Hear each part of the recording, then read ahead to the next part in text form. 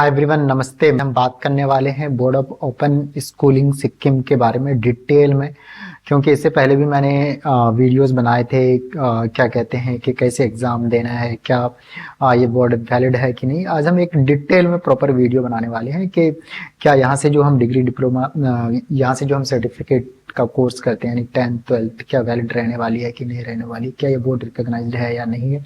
और भी बहुत सारे क्वेरीज होंगे, क्या फीस स्ट्रक्चर रहने वाला है, क्या एडमिशन का प्रोसेस रहने वाला है, एग्जाम कैसे देंगे, इन सारी चीज़ों के बारे में हम डिटेल में बात करने वाले हैं। तो अगर आप board of open schooling and skill education Sikkim के बारे में जानना चाहते हैं तो मैं कहूँगा इस वीडियो में लास्ट तक बने रहेंगे। सारे आपके जितने भी क्वेरीज हैं, सारे इशूज क्वेरीज रिजॉल्व होने वाले हैं। तो सिंपली करना क्या है, अगर आप डायरेक्टली इंटरनेट पे जाते हैं तो वहाँ पे सर्च करना है bossc.ac.in, जो कि ये पहली वाली सबसे ऊपर वेबसाइट आ रही है। ये इनकी वेबसाइट ऑफिशियल वेबसाइट है।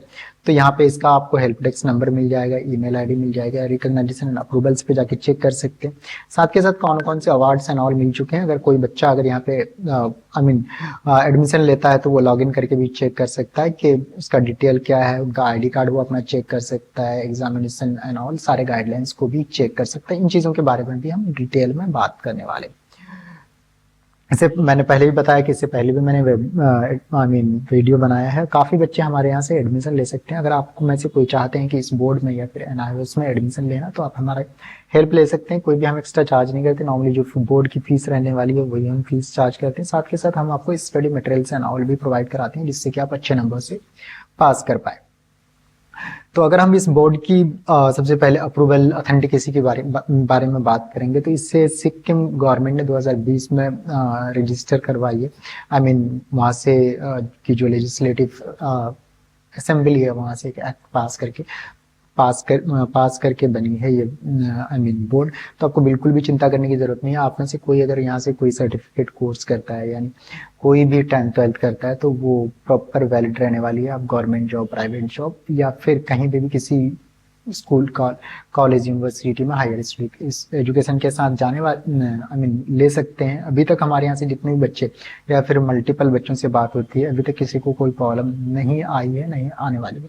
इसके साथ साथ जो मिनिस्ट्री ऑफ एजुकेशन है, जो सारे बोर्ड को इंडिया में रेगुलेट करती है, MOE, या इनकी जो वेबसाइट है आप वहाँ जाके विजिट कर सकते हो, www.dsel.education.gov.in। इस वेबसाइट पे भी जाके आप प्रॉपर चेक कर सकते हो कि ये बोर्ड वैलिड है कि नहीं। तो यहाँ पे आपको इंडिया में जितने भी क्या कहते हैं बोर्ड हैं वो सारे आपको मिल जाएंगे। तो आपको सिंपली यहाँ पे क्लिक करना है, list of education board in India. तो गवर्नमेंट ऑफ इंडिया ने भी इसे लिस्ट कर रखा है अपने यहाँ, तो बिल्कुल भी चिंता करने की जरूरत नहीं है। जैसे आप यहाँ पे चेक कर सकते हैं, हर स्टेट में अलग अलग बोर्ड्स होते हैं। तो उसी तरह सिक्किम गवर्नमेंट ने भी एक बोर्ड स्टेब्लिश कराई है, जिसका नाम है board of open schooling and skill education.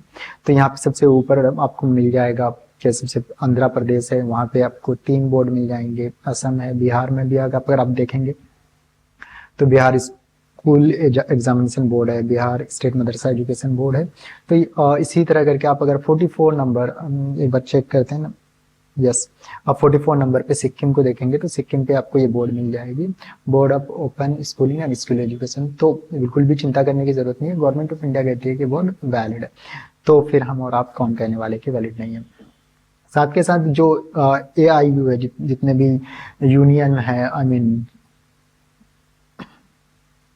AIU है, यूनिवर्सिटी का काउंसिल, वहाँ पे भी वो कहते हैं कि कोई भी बच्चा यहाँ से अगर कोई 10th 12th करता है, वो IIT, IIM, neat and all किसी में भी एग्जाम देना चाहता है और हायर एजुकेशन के लिए जाना चाहता है, तो आराम से जा सकता है। NIOS, इस तरह करके मल्टीपल जो इंडिया में बड़े बड़े काउंसिल्स हैं, बोर्ड्स हैं, यूनिवर्सिटीज़ हैं, सब ने नॉर्मली इसको शॉर्टलिस्ट करा है कि भाई ये जो बोर्ड है बिल्कुल वैलिड है, बिल्कुल भी चिंता करने की जरूरत नहीं है। एक बच्चे का मैसेज आया था कि पासपोर्ट के लिए कि भाई ये पासपोर्ट में वैलिड है कि नहीं, तो आप चेक कर सकते हो donation to boss ministry of external affairs, जो कि वो भी इस बोर्ड को कहते हैं कि वैलिड है। कभी कभी होता क्या है कि ये न्यू बोर्ड है तो आपको वहाँ पे सर्टिफिकेट लेके जाते हो तो उनको पता नहीं होता है कि कोई इस तरह का बोर्ड है, तो आप ये वाली प्रिंट आउट लगा सकते हो। एक बच्चे का ऐसा केस आया था तो उन्होंने ये वाली फोटोकॉपी लेके गए थे तो उनका हो गया था, तो बिल्कुल भी चिंता करने की जरूरत नहीं है। अब बात करेंगे कि इस बोर्ड से हम कौन कौन सा कोर्स कर सकते हैं। तो आप में से कुछ बच्चे होते हैं कि 7वीं 8वीं 9वीं कर लिया, उसके बाद स्टडी स्किप कर दिया, फिर आप अचानक से सोचते हैं कि चलो भाई सर्टिफिकेट कोई 10th का कोर्स कर लेते हैं। तो नॉर्मली स्कूल जा नहीं सकते तो आप यहाँ से 10th कर सकते हैं। अगर कोई फेल हो चुका है या फिर बीच में गैप है या फिर कहीं पे जॉब कर रहा है और स्टडी छोड़ दिया था, तो आप यहाँ से सेकेंडरी लेवल का 10th का पेपर इस बोर्ड से दे सकते हैं और आप अपने अकॉर्डिंग मनचाहा 5 सब्जेक्ट लेके पास कर सकते हैं और वो कहीं पे भी आप हायर फिर स्टडी के लिए जा सकते हैं। अब बात करेंगे कोई बच्चा अगर कोई चाहता है कि मुझे साइंस से, आर्ट से, कॉमर्स से पास करना है मुझे 12th, तो कुछ बच्चे होते हैं कि वो IIT या फिर नीट का तैयारी करते हैं, वो लगातार क्या कहते हैं इसमें नहीं जा सकते, किसमें स्कूल नहीं जा सकते, या फिर कुछ बच्चे होते हैं कि 10th के बाद जॉब पे चले जाते हैं। इस तरह करके मल्टीपल इशूज हो सकते हैं, किसी ने बीच में फेल हो जाते हैं, तो आप इस बोर्ड से आराम से पास हो सकते हैं। हाँ, हम क्योंकि हम गाइड भी करते हैं कि कैसे किस हिसाब से एग्जाम देना है, कैसे क्वेश्चन आते हैं, किस हिसाब से तैयारियां करनी है, वो चीज़ें भी हम तो नॉर्मली 100% अभी तक हमारा रिकॉर्ड है कि यहाँ से जो बच्चे हमारे यहाँ से फॉर्म भरते हैं तो बिल्कुल भी चिंता करने की जरूरत नहीं है। इसमें भी आपको जैसे अगर आप साइंस से जाना चाहते हैं तो 5 सब्जेक्ट लेके, जैसे हिंदी इंग्लिश 2 सब्जेक्ट ले लिया, फिजिक्स केमिस्ट्री मैथमेटिक्स साइंस से अगर जाना है। इस तरह कॉमर्स से जैसे कोई बच्चा जाता है तो जैसे बिजनेस से स्टडीज ले लिया, इकोनॉमिक्स ले लिया और अकाउंटिंग एंड ऑल ले लिया, अकाउंटेंसी ले लिया और साथ के साथ हिंदी इंग्लिश ले लिया या उर्दू ले लिया। तो इस तरह के 5 सब्जेक्ट करके पास करके वो आराम से कंप्लीट कर सकते हैं। उसके बाद हायर स्टडीज के लिए जैसे BA BCom BBA में कहीं पे भी एडमिशन ले सकते हैं।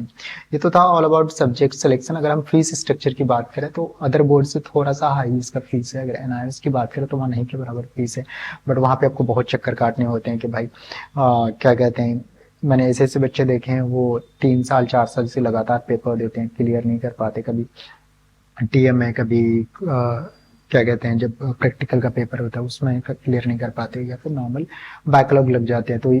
तो आप में से कोई अगर उन चीज़ों से वो सफ़र कर रहे हैं तो आप इस बोर्ड से एग्जाम देके अपना क्लियर कर सकते हो। तो यहाँ पे अगर आपका बात करें रजिस्ट्रेशन सर्टिफिकेट, रजिस्ट्रेशन फी जो रहने वाला है 10th 12th का सेम रहने वाला है। उसी तरह अगर आप कोई में से कोई यहाँ से अगर 5 सब्जेक्ट्स में से कोई प्रोग्राम करना, 5 सब्जेक्ट से पास करना चाहते हैं तो उसका आपको यहाँ पे 6,000 रुपये जाता है 10th का। 12th का 7,000 रुपये जाता है, मैंने आपको बता दिया। अगर कोई एक्स्ट्रा सब्जेक्ट लेता है तो उसको 1200 रुपये आपको चार्ज किए जाते हैं और 12th के लिए 1400 रुपीज़। प्रैक्टिकल फी पर सब्जेक्ट आपको 300 रुपीज़ जाता है सेकेंडरी का, और सीनियर सेकेंडरी का 600 रुपीज़ जाता है। एग्जामिनेशन फी 500 रुपीज़ पर सब्जेक्ट जाता है। उसके बाद अगर कोई बच्चा यहाँ से एडमिशन लेता है और क्या कहते हैं additional fee for practical exam, तो ये आपको 180 रुपीज़ पर सब्जेक्ट जाता है। क्रेडिट ट्रांसफर अगर होता है तो 1,000 रुपये पर सब्जेक्ट जाते हैं। पार्ट एडमिशन का फी 2,000 रुपये पर और 2,000 रुपये पर सब्जेक्ट 10th का रहता है। 12th के लिए आपको रहता है 2,500 रुपये। तो ये तो था ऑल अबाउट फीस। और जो अदर फीसेस जाते हैं जैसे आपका ब्रोशर का फीस जाता है, सॉरी प्रोस्पेक्टस का 250 रुपीज़ जाता है। रीएवल्यूशन करवाना चाहते हैं कि भाई कम नंबर आया है नॉट, तो उसके लिए आपको यहाँ पे जो चार्ज किया जाता है ये आपका रहता है 500 rupees. Subject sorry examination centre change करना तो 500 रुपीज़ रहता है। टोटलिंग फी फॉर इसमें रहता है आपको 500 रुपीज़। डुप्लीकेट मार्क कार्ड आपको जनरेट करना है तो 500 रुपीज़ रहता है। कंसोलिडेटेड मार्कशीट के लिए 500 रुपीज़ चार्ज जाता है। माइग्रेशन सर्टिफिकेट का 400 चार्ज जाता है। तो अगर कोई बच्चा अगर 10th 12th करता है तो हो सकता है कि 10th का आपको जो फीस अराउंड 12,000, 10 से 12,000 या 12,000 13,000 तक आपको जाएगा। अगर कोई अगर 12th करता है तो ये आपका 12 से 15,000 रुपये तक फीस जा सकता है। टोटली डिपेंड अपॉन कि कौन कौन से प्रैक्टिकल वाले सब्जेक्ट हैं, विदाउट प्रैक्टिकल वाले सब्जेक्ट हैं, वो आप पे डिपेंड करता है। अब बात करेंगे कि एडमिशन का क्या प्रोसेस रहने वाला है। सिंपली आप हमें कॉल कर सकते हैं, मैसेज कर सकते हैं। कुछ डॉक्यूमेंट्स चाहिए होंगे वो आपको प्रोवाइड करना होता है। अब डॉक्यूमेंट क्या क्या चाहिए होता है वो सारी चीज़ों के बारे में एक बार हम बात करेंगे। तो इसके लिए जाना है आपको एडमिशन वाले टैब में। आप में से किसी के पास अगर कोई 10th 10वीं में एडमिशन लेता है तो सिंपली आपको जो प्रोवाइड कराना होता है कि बच्चे का एज जो होना चाहिए यानी 14 प्लस होना चाहिए, 15 साल होना चाहिए समझे तो, ठीक है। किसके लिए? 10th के लिए।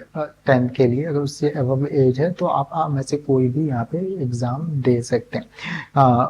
और इसके लिए जो आपका प्रूफ चाहिए, अगर किसी के पास डेट ऑफ बर्थ सर्टिफिकेट है तो वो, या फिर आधार कार्ड है तो उससे भी हो जाएगा। उसमें डेट ऑफ बर्थ जो है प्रॉपर मेंशन होना चाहिए। इससे पहले अगर कोई एग्ज़ाम पास कर रखा है, जैसे 5वीं 7वीं 8वीं 9वीं, तो उसमें से वो चाहिए। अगर नहीं भी है तो फिर भी चलेगा, ठीक है।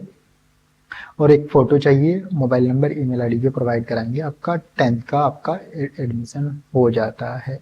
अगर आप में से कोई अगर 12th में एडमिशन लेते हैं तो 10th का आपको क्या कहते हैं मार्कशीट चाहिए होता है, जो पास वाला चाहिए होता है, उसमें date of birth and all सारी चीज़ें मेंशन नॉर्मली होती है। और साथ के साथ आपका पैन कार्ड, आधार कार्ड चाहिए होता है, mobile number, email ID, photo चाहिए होता है, जो कि 10th में भी लगता है। Photo, mobile number, email ID, Aadhaar card, ये मैंडेट है, ये आपको प्रोवाइड कराते हैं। अब इसमें जो एडमिशन होते हैं 2 ब्लॉक्स चलते हैं, मैं आपको दिखा देता हूँ। नॉर्मली जो एग्ज़ाम होता है यहाँ पे 2 बार साल में होता है। एक तो आपको मार्च में होता है, मार्च अप्रैल में, एवरी ईयर। और दूसरा जो होता है एक सितंबर अक्टूबर में एक होता है, तो सॉरी मार्च अप्रैल में होता है एक, और दूसरा जो होता है अक्टूबर नवंबर में होता है। तो यहाँ पे आप इन चीज़ के लिए एडमिशन ले सकते हो। अब एडमिशन का जो टाइम पीरियड रहता है कब से कब तक का रहता है, तो अभी जो अगर बच्चा अगर अभी आज के डेट में जब भी वीडियो रिकॉर्ड कर रहा हूँ, अगर एडमिशन लेना चाहते हैं नेक्स्ट ईयर मार्च अप्रैल के पेपर देने के लिए, तो आप फॉर्म भर सकते हैं। लेट फी के साथ अभी फॉर्म जा रहे हैं। अगर कोई बच्चा नॉर्मली ब्लॉक 1 में एडमिशन लेता है तो मैं कहूँगा कि आप अच्छे से स्टडी करना चाहते हो तो आप 1 मार्च से 1 अगस्त के बीच में एडमिशन ले सकते हो। और जो क्या कहते हैं नॉर्मली जितने भी ओपन बोर्ड हैं इंडिया में 12 महीने एडमिशन चलते हैं, तो चिंता करने की जरूरत नहीं, कभी भी एडमिशन ले सकते हो। बट आपका जो एग्जाम होता है जो भी ब्लॉक रहेगा उसके अकॉर्डिंग होगा। अब जैसे ब्लॉक 2 का अगर हम बात करें तो यहाँ पे 1 सितंबर से फेब तक आपका इस पीरियड में आपका रहता है, और अक्टूबर नवंबर में आपका एग्जाम होता है। तो आप में से अगर कोई चाहता है कि मुझे एडमिशन लेना है सिक्किम बोर्ड में, तो ये जो बोर्ड है मैंने आपको पहले ही बताया, तो जिस तरह एक स्टेट बोर्ड, अदर जो बिहार बोर्ड है, यूपी बोर्ड है, एनआईएस बोर्ड है, सीबीएसई बोर्ड है, ये भी एक स्टेट बोर्ड है। यहाँ पे एडमिशन लेके आप आराम से अपना फ्यूचर ब्राइट कर सकते हैं। अब एग्जाम की बात करते हैं, एग्जाम कैसे होने वाला है। तो एग्जाम के लिए, एग्जाम जो होता है काफी प्रोटेक्टेड एग्जाम होता है। 2 तरह से एग्जाम होते हैं। कुछ बच्चे चाहे तो सेंटर में भी जाके विजिट करके ऑफलाइन एग्जाम दे सकते हैं, या फिर क्या कहते हैं कोई चाहता है कि मुझे ऑनलाइन, अभी तक तो ऑनलाइन ही हो रहे थे बट अब सेंटर पे भी होंगे, तो बिल्कुल भी चिंता करने की जरूरत नहीं, चाहे तो सेंटर से भी या फिर ऑनलाइन प्रोटेक्टेड एग्जाम होता है AIBS, उससे दे सकते हैं। इसके लिए आपके पास लैपटॉप, डेस्कटॉप, मोबाइल होना जरूरी है, तीनों में से, और उसमें कैमरा होना चाहिए। अगर कोई एग्जाम देता है तो उसका कैमरा ऑन हो जाता है और वहां से वो आराम से एग्जाम दे सकते हैं। मैं आपको दिखा भी देता हूँ, जैसे ये मोबाइल वाला मैनुअल है।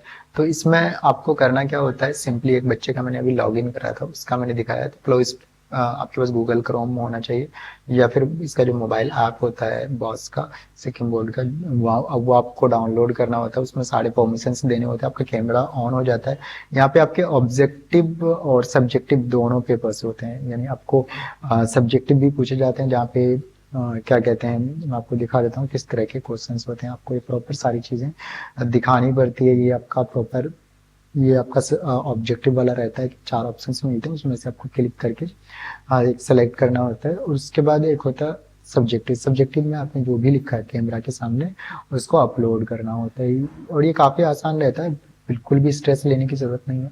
कुल मिला के आपको थोड़ा सा स्टडी करना है, जो भी गाइडलाइंस हैं उसे फॉलो करना है, और बच्चे इजीली पास कर जाते हैं, और आप अच्छा नंबर से पास कर सकते हैं और अपना फ्यूचर ब्राइट कर सकते हैं। तो चिंता करने की ज़रूरत नहीं है। आप में से कोई एडमिशन लेना चाहते हैं आज ही कॉल करेंगे, मैसेज करेंगे और अपना स्टडी को कंटिन्यू करेंगे।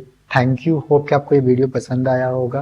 अगर आप में से कोई एडमिशन लेना चाहते हैं, स्क्रीन पे नंबर डिस्प्ले हो रहा है, हमें कॉल करेंगे, will help you to get admission. अगर आप में से कोई NIOS बोर्ड में या फिर सिक्किम में, दोनों से कोई सा भी बोर्ड में एडमिशन चाहते हैं, दोनों के लिए हम हेल्प करते हैं।